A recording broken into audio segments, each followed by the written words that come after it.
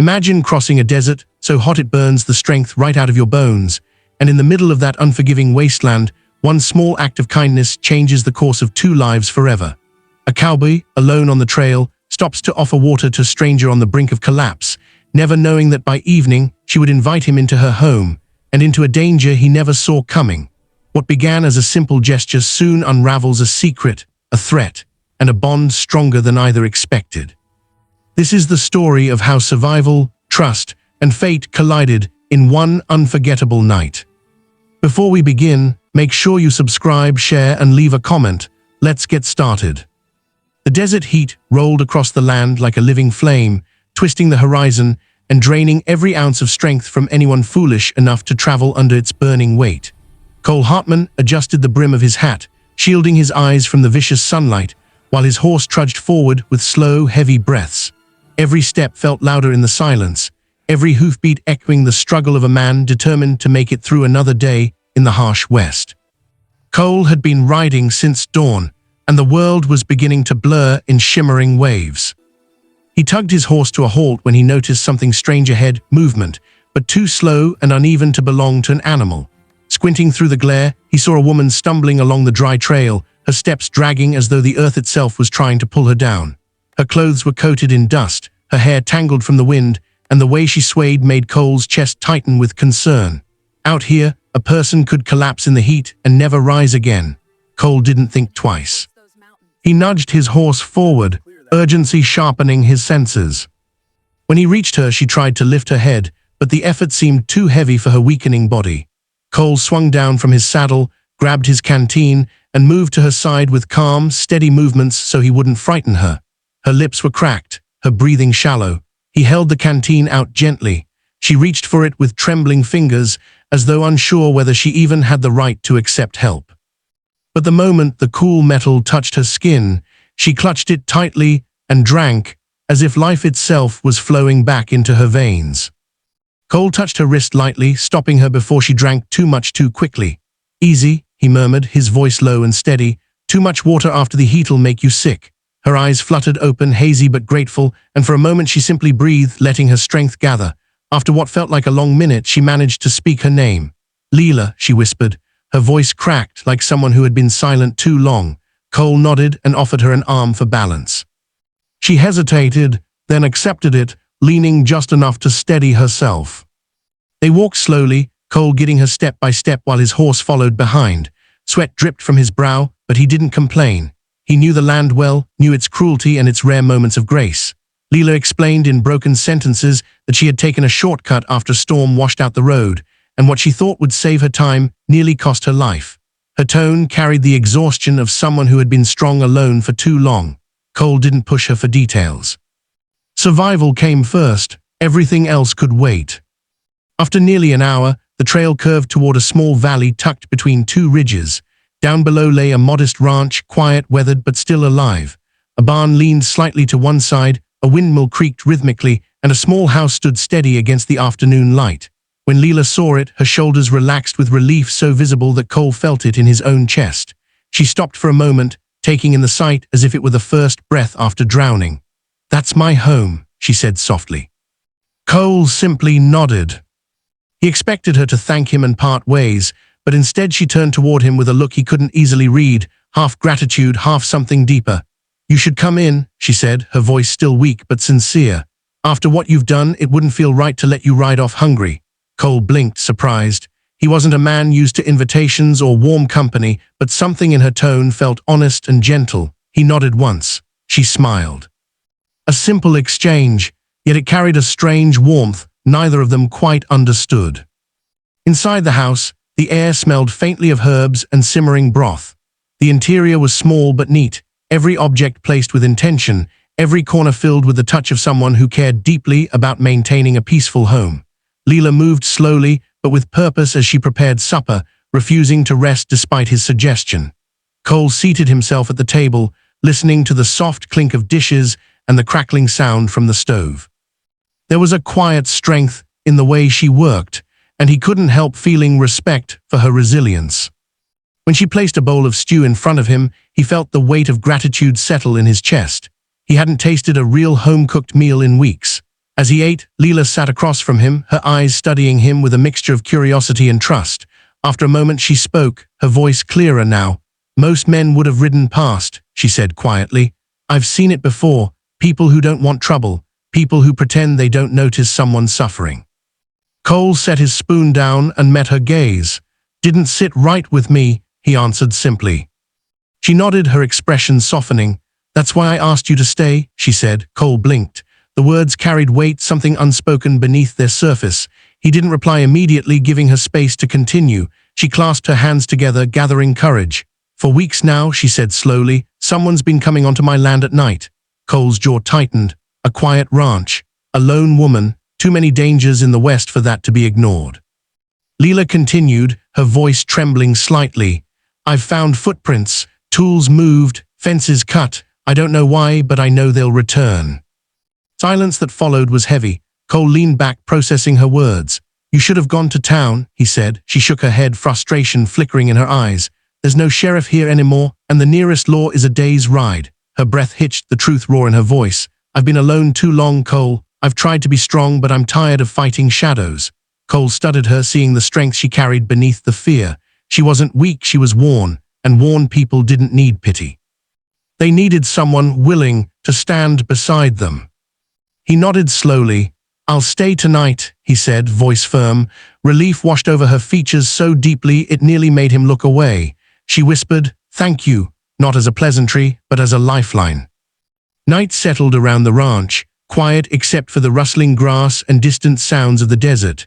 Cole sat on the porch with his revolver at his side, keeping watch while Leela rested inside. Hours passed in tense silence, then a faint scrape near the barn. Cole stood instantly. Someone was there. Cole moved through the shadows with controlled, silent steps, his hand steady on the grip of his revolver. The moon cast a faint silver sheen across the barn, enough for him to catch the outline of a crouched figure working at the latch. The intruder's movements were quick and practiced, someone who had done this before. Cole's jaw tightened. He stepped forward, boots pressing into the dirt with quiet determination. "Stand up," he barked, voice low but sharp enough to slice through the darkness.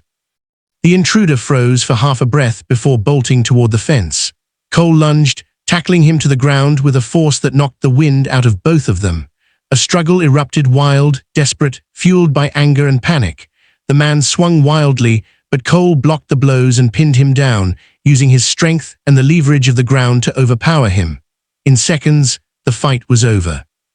Cole twisted the man's wrist, forcing him still, then yanked his arms behind his back and bound them with a coil of rope from his belt. Leela ran out with a lantern, the trembling light revealing the intruder's face. Her breath caught in her throat. "Simon," she whispered. The name fell from her lips like a bad memory resurfacing. Cole glanced at her, waiting for an explanation. The stranger sneered up at them, his teeth clenched, eyes filled with bitterness. "That land should have been mine," he spat. His voice dripped with resentment. Leela's face stiffened. "You were fired for stealing. My husband let you go because you nearly ruined this ranch." Simon turned his gaze toward her, rage pooling like poison. "Your husband promised me a share. He owed me." The venom in his tone made Cole's grip tighten. The man wasn't just trespassing, he was obsessed, dangerous. Cole hauled him to his feet and dragged him toward the porch post, tying him securely. Simon cursed under his breath, twisting against the rope, but he wasn't going anywhere. Leela stood back, shock and relief tangled together in her eyes. Cole stepped closer, lowering his voice. "He won't hurt you tonight." She nodded, but her breathing remained unsteady as the weight of the moment sank in. Inside the house, the lantern light flickered softly, casting warm shadows across the room. Leela sat down slowly, her hands trembling not from weakness, but from the release of days, maybe weeks of silent fear. Cole remained standing for a moment, watching her gather her breath. "You handled him well," she said quietly. Cole shrugged. "You've been handling him alone for too long." Her eyes lifted to his, gratitude spilling across her face more clearly than words ever could. For a long moment, silence filled the room, comfortable, settling, the kind that forms between two people who have crossed something dangerous together. Leela exhaled softly. "I kept hoping someone would stop him, but no one ever comes out this far." She paused, her voice softening. "Until today." Cole didn't respond immediately. He wasn't a man who saw himself as a hero. He was just someone who refused to walk away from danger when it was staring him in the face. But Leela looked at him, as if he had brought light back into a place long trapped in shadows. Morning arrived with a soft golden glow stretching across the valley. Cole secured Simon to his horse and rode toward the nearest town, a long, slow journey under the rising sun. Simon cursed, begged, threatened, but Cole didn't flinch. He delivered him to the small outpost where a deputy still kept watch, explaining the crimes and warning the man of what Simon was capable of. The deputy agreed to transport him to the county jail. When the cell door slammed shut, Simon's threats finally went quiet. Cole rode back toward the ranch with an odd heaviness in his chest, not dread, but a feeling he wasn't used to, something like purpose. The kind of feeling that makes a man think twice about continuing a lonely road when there might be something worth stopping for. When he reached the ranch, he found Leela on the porch, waiting with a nervous but hopeful expression. Her eyes softened when she saw him. "You came back," she whispered, as though she hadn't allowed herself to believe it fully. Cole stepped off his horse and walked toward her. "Didn't figure I was done here yet," he said simply. She let out a breath she'd been holding, her shoulders easing. "I don't know how to thank you," she said. "You've given me back my safety, my home." Cole looked out across the land, a place that had clearly demanded everything from her and given little in return. "You built this place," he said. "All I did was help protect it." Leela shook her head slowly. "You did more than that. When I was out on that trail, I thought the world had forgotten me. I thought kindness had disappeared with my husband." She hesitated, searching his face. "Then you showed up." Her voice softened to a whisper. "You reminded me what it feels like not to face everything alone." The sincerity in her words struck him harder than any blow Simon had thrown. Cole wasn't used to being needed. He wasn't used to someone seeing value in him beyond temporary help or passing company. He stepped closer, his voice low. "You're not alone anymore, Leela." Her eyes glistened, not with tears, but with the quiet acknowledgement of a truth she'd been longing to hear. She reached out, resting a gentle hand on his arm, as though grounding herself in the moment. "Would you consider staying?" she asked, her voice barely above a breath. "Not out of obligation, but because I don't want this place to fall silent again." Cole looked at her, really looked, saw her strength, her grief, her hope rising again. "I'll stay a while," he said. The words felt strangely natural, like they had been waiting inside him for years, needing the right moment to escape. Leela's smile grew slowly, full of warmth and relief. She stepped beside him, facing the open land. "There's work to do," she said softly. "Fences to fix, animals to tend, life to rebuild." Cole nodded. "Then we'd better get started."